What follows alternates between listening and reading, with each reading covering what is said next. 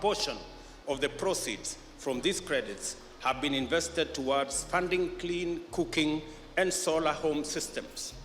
The dividend of the emerging circularly exemplify the vision of the global conservation movement. I am pleased to share encouraging news of an exemplary Kenyan project, which is the first and largest in the world, focusing entirely on soil carbon removals through sustainable grazing management. It is on course towards its inspiring target of removing up to 50 million tons of carbon dioxide from the ecosystem over the next 30 years. All evidence and projections indicate that we are still only scratching the surface of Kenya's potential.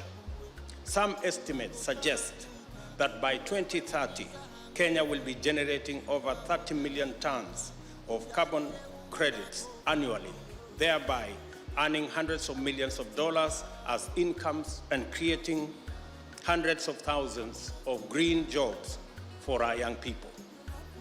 These resources, promised under this demonstrably feasible scenario, would accelerate a range of initiatives in areas such as landscape restoration, expansion of forest cover, tree growing, clean cooking, and agroforestry. Kenya is already bearing the brunt of climate change, whose adverse effects now impact every aspect of our economies and livelihoods. The climate crisis further complicates national roadmaps towards socio-economic transformation and impedes the achievement of sustainable development goals in our continent.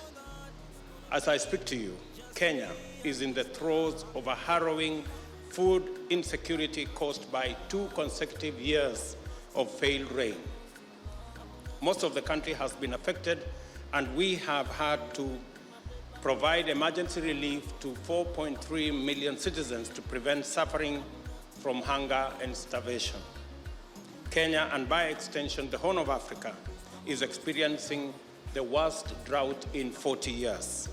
Prevailing trends in the global warming signals that even more difficult times lie ahead on account of associated climate crisis. I stand here to make the strong case that despite all this, we in Africa, and more specifically in Kenya, are more than just climate victims.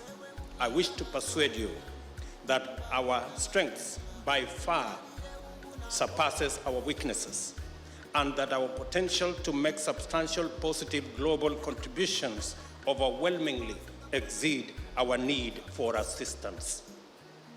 Our people have the potential to play a unique, indispensable, and globally significant role in the prevention and mitigation of emissions, protection of crucial ecosystems,